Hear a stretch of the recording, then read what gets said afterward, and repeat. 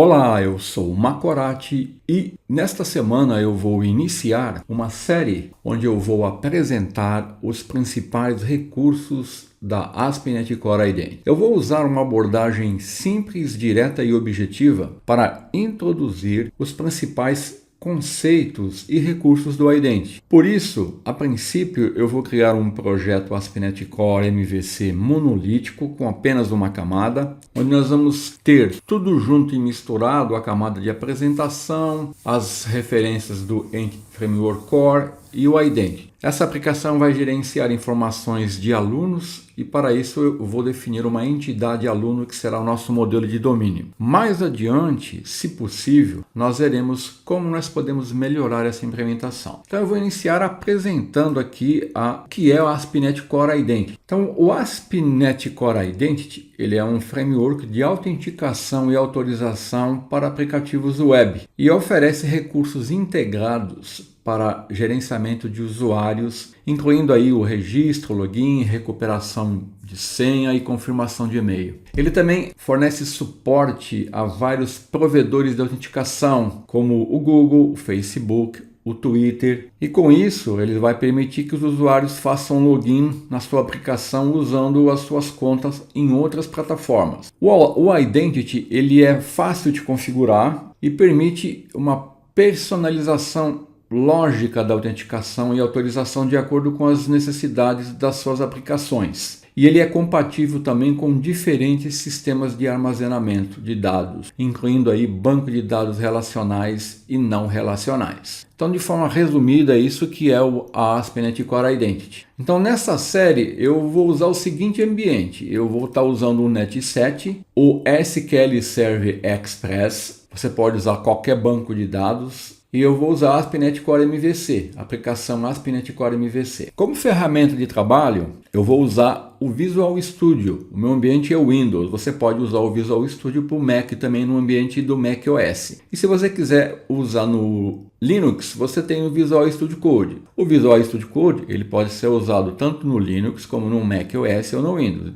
Dessa forma, você pode acompanhar aqui essa série no Mac, no Windows ou no Linux, usando essas ferramentas. Então, esse é o ambiente que eu vou usar aqui. Então, inicialmente, eu vou criar um projeto ASP.NET Core MVC. Vou usar o template padrão do Visual Studio. E os pacotes nuggets que eu vou usar vão ser os seguintes: ASP.NET Core Identity, ASP.NET Core Identity Entity Framework Core, o Microsoft Entity Framework Core Design e o Entity Framework Core SQL Server. Nessa abordagem que eu estou usando aqui, você precisa ter instalado a ferramenta EF Core Tools para aplicar o Migrations. Essa ferramenta você pode instalá-la usando os seguintes comandos. Você dá .NET Tool Install -- global e aqui é o nome da ferramenta .NET-EF. Se ela já estiver instalada no seu ambiente, você vai receber essa mensagem aqui, ela já está instalada. Aí você atualiza. É o mesmo comando, só que em vez de install você dá um update. Aí ele vai informar que a ferramenta está atualizada. É sempre bom ter essa ferramenta atualizada no seu ambiente. Então nessa abordagem eu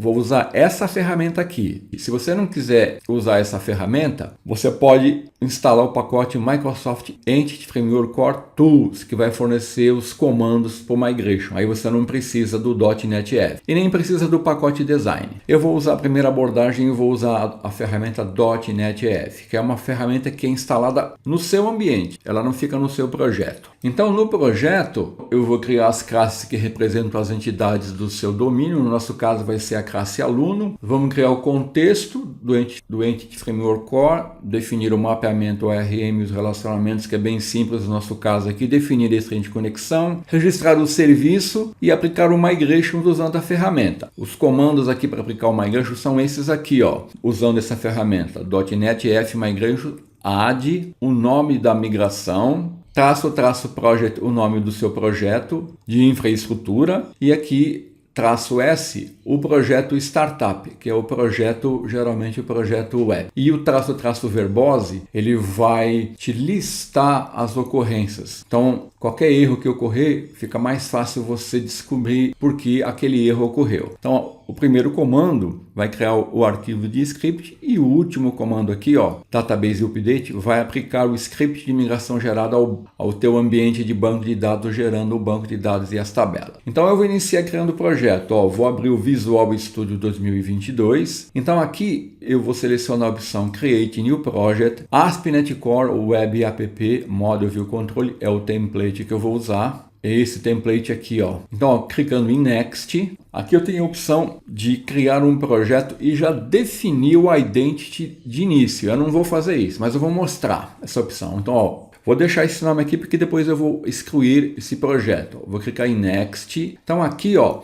o framework é no Net7, ó. Authentication Type. Aqui, se eu marcar aqui, ó, qualquer uma dessas opções, ele já vai fazer a configuração do projeto para usar o Identity, de acordo com a opção que eu selecionar. Para aplicações web, nós geralmente utilizamos Individual Accounts. Vou deixar marcado aqui configuração para HTTPS, não vou usar o Docker e nem vou usar o Top Level Statement. Então, ó, com essa opção, ele já vai criar um projeto configurado para o Identity. Então, ó, eu vou mandar ele criar e eu vou mostrar o projeto para você. Olha aqui, ó, vamos na janela Solution Explorer. Então, o que ele fez aqui para a gente? Olha, ele criou uma pasta áreas, Identity, pasta Pages e uma View aqui, ó. Ele também já definiu aqui na classe Program, olha, a configuração do Identity, olha. Ele já definiu uma string de conexão, tá vendo? Connection string, ele já está obtendo, então ele já definiu aqui, ó, uma string de conexão com o nome de banco de dados que ele deu aqui, ó. Você pode ajustar esse nome. Ele também já registrou o serviço do contexto. Tá vendo? Ele já criou o contexto aqui, ó, na classe Application DB Context, herdando de Identity DB Context. E aqui, ó, ele já configurou aqui, ó, nessa linha de código, o serviço do Identity. Então aqui, ó, ele usou a opção Add Default Identity, que é uma opção mais simplificada e ela fornece uma configuração padrão que é mais fácil de usar para a maioria do cenário das aplicações. Ele vai usar o modelo do usuário padrão, o Identity User, do Identity, e vai adicionar os serviços necessários para suportar a autenticação, como o serviço de login, o serviço de registro do usuário, o gerenciamento de perfil, que é o Roles, né? E aqui, ó, nessa opção que ele define aqui, como Required Confirm Account, ele está indicando que os usuários, para fazer o login, vão ter que confirmar a conta. Ele definiu isso como útil. Então, essa é a configuração padrão e mais básica quando você cria um projeto definindo aqui o projeto já com um identity configurado. Ele cria já uma migração pendente, tá vendo? Ó? Ele já tem uma migração porque ele já vai criar as tabelas do Identity quando você iniciar a aplicação. Então, quando você inicia essa aplicação, olha, você vai ver que ele vai te apresentar essa página aqui, ó. Ele já define aqui as opções de registro e login. Então, se você tentar registrar aqui, olha, ele vai já te apresentar aqui, ó, a página de registro, a página de login. Então, essa seria a aplicação criada com o Identity configurado nas opções padrões, usando aqui o ID Default Identity, quando você seleciona aquela opção. Então eu vou fechar aqui, ó, que eu não vou usar essa opção. Vou remover isso aqui daqui, ó. Então nós vamos usar a seguinte opção. Eu vou criar um projeto sem o Identity. Então, olha, vou retornar aqui, vou marcar aqui ASP.NET Core Web App Model View Controller, vou dar um Next. Aqui vou chamar aqui o meu projeto de MVC Web Identity. Vou salvar aqui nessa localização, vou clicar em Next, vou selecionar o Net7 Authentication Type. Vou deixar desmarcado aqui, ó. Então eu não vou marcar essa opção. Eu vou configurar o Identity eu mesmo. E o restante das opções eu vou deixar as mesmas. Vou configurar o HTTPS, não vou usar o Docker e não vou usar o Top Level Statement. Então vou clicar em Create. Observe, ó, que ele criou um projeto padrão ASP.NET Core, MVC, com controladores, os modules e as views. Se eu executar esse projeto aqui, você vai ver que eu não tenho, tá vendo? Eu não tenho as opções de registro, login, então eu não tenho o Identity implementado. Então o que eu vou fazer? Primeiro eu vou criar o projeto, vou definindo o meu modelo de domínio, vou fazer aqui a configuração do Entity Framework Core, vou definir o contexto e depois eu vou configurar o Identity. Aqui inicialmente eu vou precisar apenas dos pacotes do Entity Framework Core e do provedor do banco de dados que eu vou usar, né, que é o SQL Server, e do design. Então, para fazer isso, eu posso vir aqui em Tools, no Get Package Manager, Manage no Get Package Solution. Aqui eu vou usar aqui o ambiente do Visual Studio para mim incluir os pacotes ali. Então, o primeiro pacote que eu vou precisar vai ser o Microsoft Entity Framework Core SQL Server. Se eu estivesse usando outro banco de dados, eu usaria um outro provedor aqui. Então eu vou clicar em Install, vou confirmar e vou aceitar. O outro pacote que eu vou precisar aqui, ó, é o Design. Já vou instalar ele para eu não esquecer. Eu preciso desse pacote aqui porque eu vou usar a ferramenta .NET-F, e ela vai me dar os recursos para me aplicar o Migration. Vou clicar em Install e vou confirmar e vou aceitar. Pronto. Então com isso, olha, se eu clicar aqui no meu projeto, eu tenho atualmente esses dois pacotes que eu instalei, tá vendo? Então agora eu vou iniciar a configuração criando aqui no projeto uma pasta Entities, onde eu vou definir minha entidade do modelo de domínio. Aqui, como o foco é focar nos recursos do Identity, eu vou trabalhar com uma única entidade bem simples, né? Eu vou definir aqui, ó, uma classe. Aluno representa o meu modelo de domínio. Eu vou gerenciar informações de aluno. Então aqui, ó, eu vou definir propriedades. Eu posso digitar aqui prop tab, ó. A primeira propriedade que eu vou definir, é uma propriedade muito importante, é a chave primária, porque aqui eu vou usar uma entidade e depois eu vou usar o Entity Framework Core para fazer um mapeamento e me gerar o banco de dados e a tabela. Então eu vou mapear essa entidade para uma tabela do banco de dados. Então geralmente eu uso a seguinte nomenclatura: nome de entidade eu deixo no singular, nome de tabela eu deixo no plural. Então aqui, ó, essa é uma entidade chamada aluno e eu, para me identificar cada aluno de forma única, eu vou usar um ID. E o Entity Framework Core, ele usa uma convenção. Ele vai mapear essa entidade lá para o banco de dados. Então todas as propriedades que eu defini aqui, ele vai mapear para colunas na tabela. E a coluna que vai definir qual é a chave primária da tabela é a propriedade onde eu vou definir ela como do tipo int, com o nome ou ID ou o nome da entidade seguido de ID. Se eu usar essa nomenclatura, automaticamente o Entity Framework Core vai entender que eu estou querendo informar para ele que essa é a chave primária. Agora, se eu informar isso aqui, ó, código, o Entity Framework Core não sabe se isso é uma chave primária. Agora, se eu informar, ó, aluno ID ou ID, ele vai entender que isso é uma chave primária. Então, ó, aluno ID é a chave primária. As demais propriedades eu já vou defini-las aqui, ó, e já estou usando um recurso aqui, ó, Data Annotations. O que é o Data Annotations aqui, ó? O Data Annotations, ele fornece atributos para decorar classes, propriedades e campos com metadados, como eu estou fazendo aqui, ó, que descrevem como esses elementos eles vão ser validados, formatados ou exibidos na aplicação. Quando eu uso esses atributos, eu posso validar a entrada de dados nos formulários, posso formatar os dados definidos aqui nas propriedades, e eles são compatíveis também com outros recursos da ASP.NET Core, como Model Binding e o Entity Framework Core. Então aqui eu estou usando o atributo required, indicando que na validação esse nome vai ter que ser obrigatoriamente informado. Aqui eu estou validando a propriedade e-mail usando esse atributo. Então o formato do e-mail vai ser verificado e ele tem que estar adequado ao formato usado no e-mail. MaxLane é usado aqui para mim indicar o Entity Framework Core, que quando ele criar a tabela a partir da entidade, ele vai mapear essa propriedade para uma coluna com um tamanho de 80 caracteres. Então é importante você definir os tamanhos para as propriedades do tipo string, para o Entity Framework Core saber qual é a quantidade de informação que ele vai usar quando ele for gerar a coluna na tabela do banco de dados. Por exemplo, nome com 80, ele vai gerar uma coluna quando ele gerar a tabela no banco de dados com tamanho de 80. Se você não informar, ele vai gerar com tamanho máximo. Então é assim que funciona. Então defini minha entidade, aluno, e eu vou gerenciar informações de aluno. Agora eu vou criar o arquivo de contexto do Entity Framework Core, onde eu vou definir o mapeamento. Nesse arquivo de contexto eu vou dizer para o Entity Framework Core o mapeamento entre a entidade do meu modelo de domínio e o banco de dados. Então, para isso, eu vou criar aqui, ó, no projeto, uma pasta que eu vou chamar de context. E vou criar uma classe aqui, ó, que eu vou chamar app DB Context. Você pode chamar de Application DB Context ou então Aluno Context. Eu vou chamar PPDB Context. Essa classe, ela tem uma característica importante. Ela vai herdar de DB Context, que é uma classe do Entity Framework Core.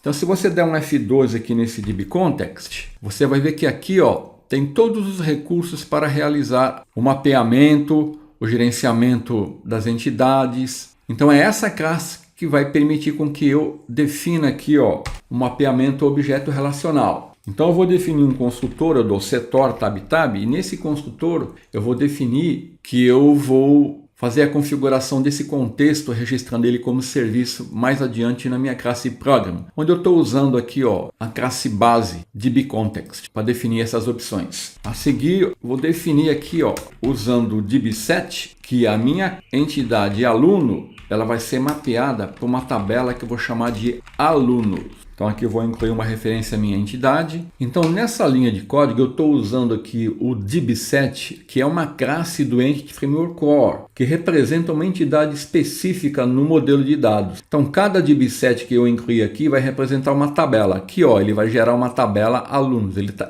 definindo o mapeamento entre a minha entidade, aí ele vai obter as propriedades, vai usar as convenções padrão do Entity Framework Core e vai criar uma tabela aluno com as colunas definidas conforme as propriedades que eu defini na entidade aluno. Então o DBSet aqui ele vai permitir consultar, inserir, atualizar e excluir as entidades no seu modelo de dados usando os métodos find, hide, update, sem eu precisar escrever uma única linha de código de consulta SQL. E aí para mim fazer a persistência eu uso o método save changes. Aqui eu vou usar um recurso do Entity Framework Core. Estou sobrescrevendo o método onModelCreating. Estou definindo que a minha entidade aluno, se ela não contiver dado, eu vou criar um aluno. Então estou definindo o ID, o nome, o e-mail, a idade e o curso. O ID, o nome, o e-mail, a idade e o curso. Tá vendo? Então eu vou criar um registro. Quando eu executar pela primeira vez, ele vai criar na minha tabela alunos um registro automaticamente. Estou usando aqui essa propriedade hasData. Então esse método onModelCreating aqui,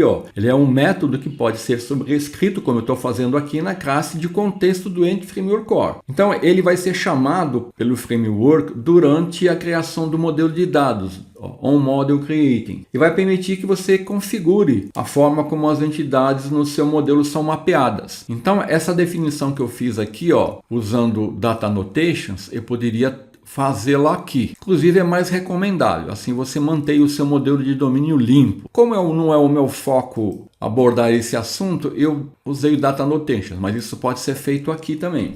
Então, esse método ele funciona dessa maneira. Ele recebe como parâmetro um objeto do tipo Model Builder, que é usado para configurar o modelo de dados, como eu estou fazendo aqui. Então, o Model Builder você pode definir propriedades das entidades, chaves primárias, chaves estrangeiras, índice e outras configurações. E aqui, inclusive, eu estou usando um método hasData e estou criando um novo registro na tabela do banco de dados quando ela for criada, na criação do modelo. Então, eu configurei o meu contexto. Agora, como eu vou usar um banco de dados, eu preciso informar a string de conexão. Olha, aqui tem uma seção chamada Connection String, tá vendo? E aqui você define o nome da conexão, eu vou chamar de Default Connection, e aqui você coloca a string de conexão. Olha, eu vou colocar a string de conexão do meu ambiente. Então isso aqui está relacionado com o seu ambiente. Você precisa ter o SQL Server instalado, né?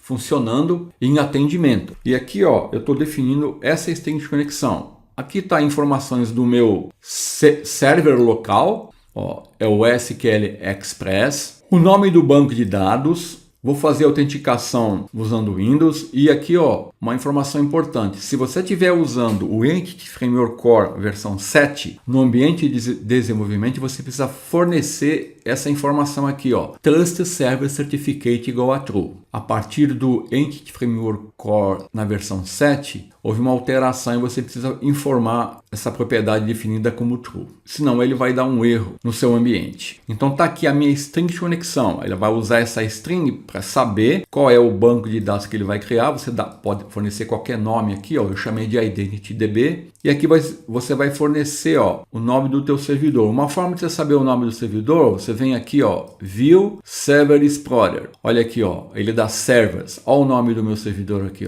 Desktop DK57UNP, tá vendo?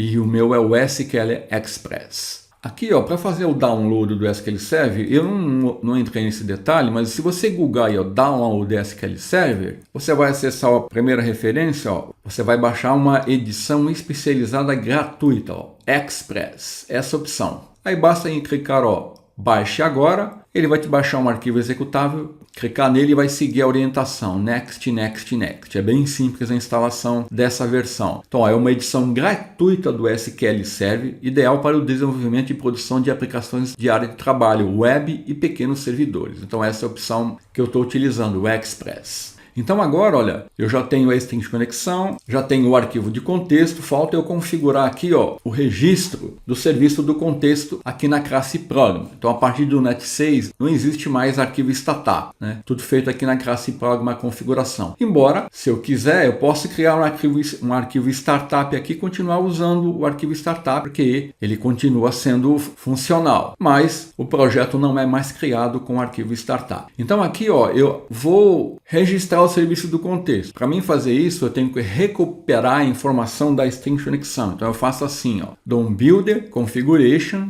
get connection string e vou lá obter essa connection string. Ó. Onde ela tá? Ela tá aqui, ó, default connection. Opa, connection. Aqui tem que tomar cuidado, ó. Vou copiar com o nome aqui. Se você errar o nome aqui, ele vai dar um erro e falar que a string de conexão está null. Então aqui eu estou recuperando em connection a string de conexão. E a seguir, eu vou usar aqui o serviço para registrar o meu contexto. Ó. Builder Services addDbContext. Aqui é a classe de contexto, appdbContext. Então aqui eu obtenho a string de conexão e aqui, ó, eu estou usando addDbContext. Então nesse código que eu defini aqui, eu estou configurando e estou adicionando, ó, o contexto do Entity Framework Core ao serviço de injeção de dependência da ASP.NET Core. A ASP.NET Core possui um serviço de injeção de dependência. Esse método aqui, ó, addDbContext, é um método de extensão e ele aceita um parâmetro genérico que especifica o tipo do contexto aqui, ó, que é o meu arquivo appdbcontext. A seguir, ó, eu estou configurando o provedor do banco de dados que eu estou utilizando, ó, use SQL Server, e estou informando a string de conexão que o meu banco de dados vai utilizar. Basicamente, essa linha de código faz isso. Então, com isso feito, olha, eu já segui a receita de bolo padrão que é sempre utilizada para você criar uma aplicação ASP.NET Core usando o Entity Framework Core na abordagem Code First. Essa abordagem que eu estou utilizando aqui chama-se Code First. Então, ó, eu já defini a minha entidade, já defini meu arquivo de contexto, defini a string de conexão e já registrei o serviço como um contexto, informando aqui qual é o meu contexto, qual é o provedor do banco de dados, qual é a string de conexão. Então agora eu vou aplicar o migration. Eu vou fechar aqui todas essas tabs aqui, ó, vou salvar tudo, né? Vou vir aqui, ó, na janela Package Manager Console. Vou abrir essa janela aqui, ó. Então aqui eu vou dar o comando para aplicar a migração. Vou usar a ferramenta .NETF. Se você digitar .NETF e ela estiver instalada, você vai ver essa imagem aí. Se você não tiver a ferramenta instalada, você vai ter que instalar essa ferramenta. O comando é esse aqui, ó, .NET to install global .NETF, é o nome da ferramenta. No meu ambiente ela já está instalada, então ó, ele vai dar uma mensagem, já está instalada. Então beleza. Aí se já tiver, você dá um update aqui, ó, em vez de install, você dá update. Aí ele vai atualizar a última versão. É sempre bom você atualizar. Então, feito isso, ó, eu vou dar o comando para aplicar a migração.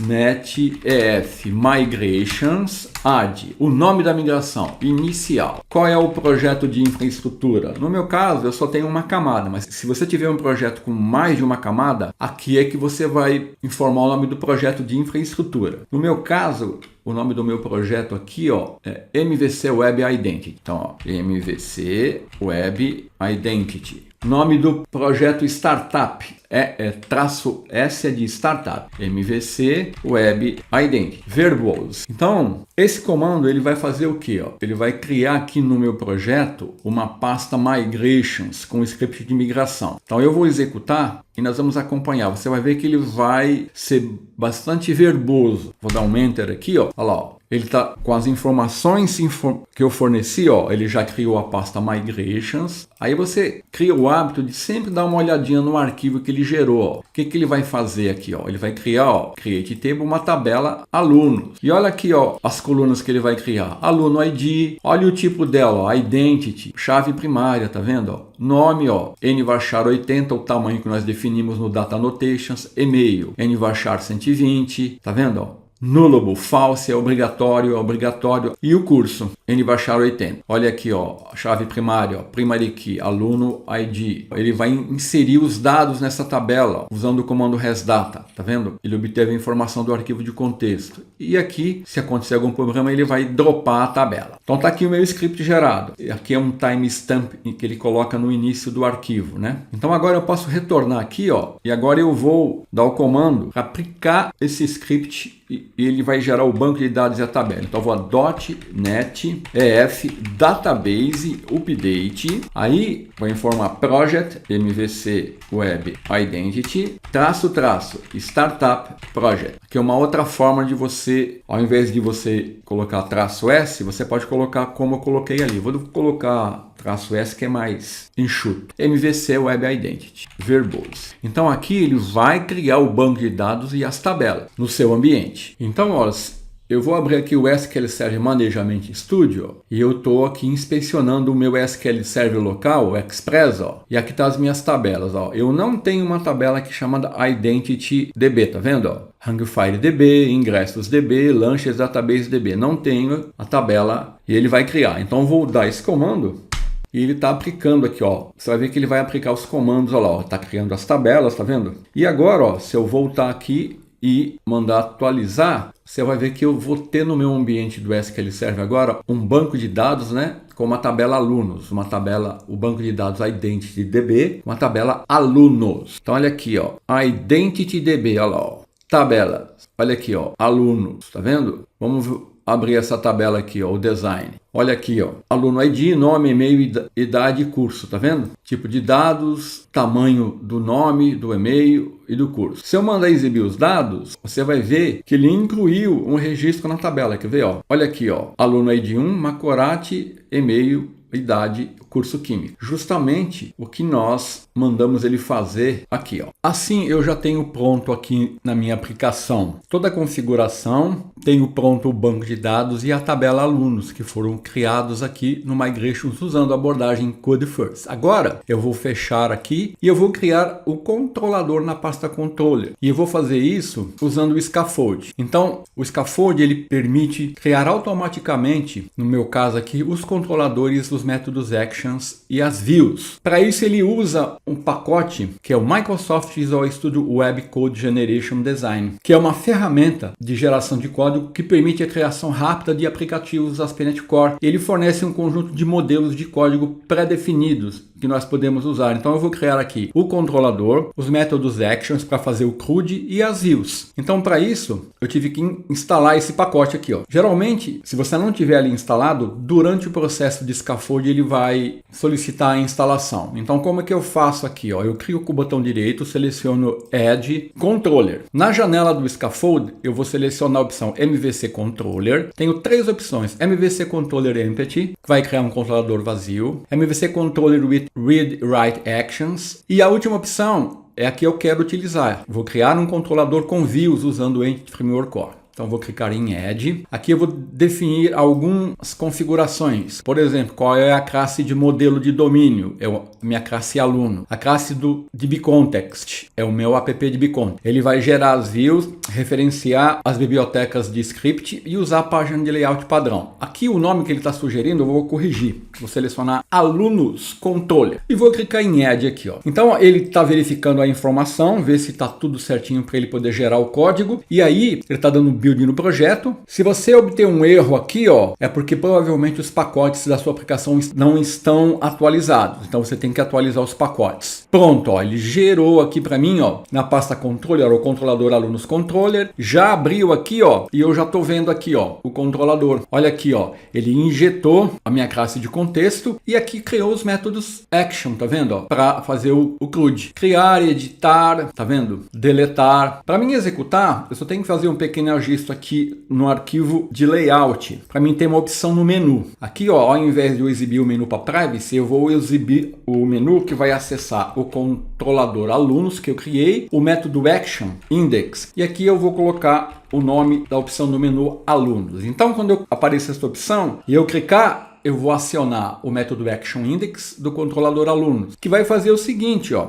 Tá aqui o index, ó. Ele vai pegar, retornar uma lista dos alunos e vai me exibir. Então eu vou executar e nós vamos ver o resultado da exibição aqui numa página web da nossa aplicação. Olha aqui, ó, a opção alunos. Quando eu clicar aqui, ó, ele tá me exibindo o aluno que eu incluí, tá vendo? Ó, Macorati, o e-mail, a idade e o curso. E as opções edit, details e delete. Create, ó, posso criar, posso editar, posso ver os detalhes e posso deletar. Tudo isso automaticamente. Então, com isso, nós vamos encerrar aqui e na semana que vem eu vou iniciar configurando o Identity, porque até o momento eu não tenho o Identity configurado aqui. Eu não estou usando os recursos do Identity ainda. Eu só criei a aplicação e ela está pronta. Então, até a semana que vem, se Deus quiser.